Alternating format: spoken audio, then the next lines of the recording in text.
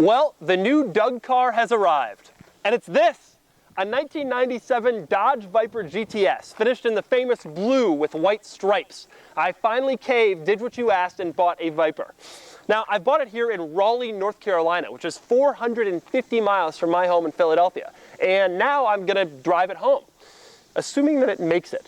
So here are my first impressions driving this Viper, the first Viper I've ever driven, 450 miles home from Raleigh to Philadelphia. Now, you'd already know I got the Viper if you were checking autotrader.com/oversteer because I revealed it there last week. Now, let me tell you a little bit about why I decided to choose this Viper. I'm not really a Viper guy. Clearly, a lot of you people are, but I'm not. They're not really my thing. But the blue and white GTS, when I was a kid, even I was into this thing. And I'm not a big Viper person, but I thought, this is cool. And I even had a scale model of this car when I was 12. And to me, this is just the iconic Viper. When I think Viper, I think blue and white 96, 97 GTS. That's the car. That's the Viper. It makes 450 horsepower, or it did. I suspect we're gonna have to dyno it to find out how much it's still making. So I was pretty excited, but then quickly I hit traffic in Raleigh. There's nothing like sitting in heavy traffic in 97 degrees, feels like 109 degrees in a Viper. Truth be told, the clutch isn't as bad as I was expecting. It's not good. Thinking it was gonna be like, oh, I'm in pain, I hurt, I can't keep going, I have to stop. It's not that bad. Eventually, traffic cleared and I had the chance to actually drive the Viper a bit more. The seats are surprisingly comfortable. They feel really nice. For all the stuff you hear about the Viper being loud and crashy and harsh, the seats are actually like lounge chair comfortable.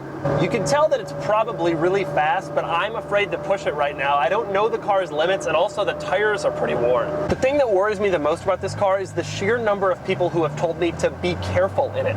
I can't tell you how many friends have texted me, colleagues, associates, have texted me and said, oh, I had a friend who had one of those, he wrapped it around a telephone pole, I had a friend of those, he crashed into a tree. I'm like, oh my God, is this thing really that scary? On the highway, going normal speed, it's not scary at all. It's hard to believe in those stories. When you're just cruising on the highway, it feels pretty normal. At some point, I took a quick stop at Katie's Cars and Coffee in DC, the best cars and coffee in the whole country, where the Viper was a huge hit. And then I got back on the road. The thing that's notorious about this body style of Viper is there are virtually no driving aids. There's no traction control, there's no anti-lock brakes, so you're kind of at the mercy of the car. I get the sense that it doesn't seem that crazy until it starts to get out from you, and then you're screwed. It's up to you and your skill. Probably the biggest surprise, in addition to the fact that the seats are pretty comfortable and the ride isn't really so bad, is the fact that it isn't really that loud in here. I know a lot of Viper guys put these big exhausts on them to really get some sound out of it, but this one is completely original in every way, and on the highway, it doesn't sound a lot louder than a regular car. I'm actually impressed with how drivable the car is. I think the main reason for that was my expectations. So many people told me the car was gonna kill me that I thought I'd barely be able to drive it. Yes, the clutch is heavy, but I was expecting it to be unprecedentably heavy. And yes, the air conditioning is a little weak, but I was expecting it to be just barely any air, and it's actually not so bad. And yes, it's a little loud and the ride is a little rough, but it isn't as bad as everybody said. Everybody was like, oh, it's so awful, the Viper, how can you handle it? The truth is, it's not impossible to handle. A person can drive this car, I swear. Nonetheless, it's worth noting, in addition to the tires being a little old, the previous owner, the guy who sold it to me, said, don't ever drive it in the rain. He said in the rain, it just is a crazy experience. The only other real compromise of the car is the knee room. Specifically, my left knee is right up against the door panel on the dashboard, to the point where I think if we got in an accident, it would smash into my knee and it would destroy my whole leg, which is kind of worrying. It is not as stable and composed as a German or European luxury car. You can feel the shifter shakes when you put your hand on it. The shifter's rumbling a little bit. You can hear some drivetrain noise. You can hear some parts rattling and together. You don't get that kind of stuff with a Porsche. I don't want to make it seem like this car is heavily compromised though. The knee thing, the visibility is great. I can see everywhere. It'd be nice if the mirrors were power. They're not. I got to get out and adjust that one myself.